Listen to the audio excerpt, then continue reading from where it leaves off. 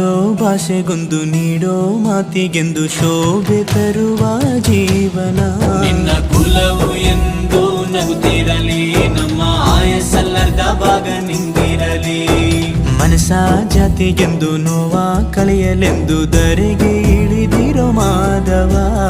ನೀನು ಹರಸಿದರೆ ಮಳೆ ಬೆಳೆಯ ಕೊಡುವಳು ಈಳೆ. ಭೇದ ಭಾವವೇ ತಿಳಿಯದಿರೋ ತಾಯಿ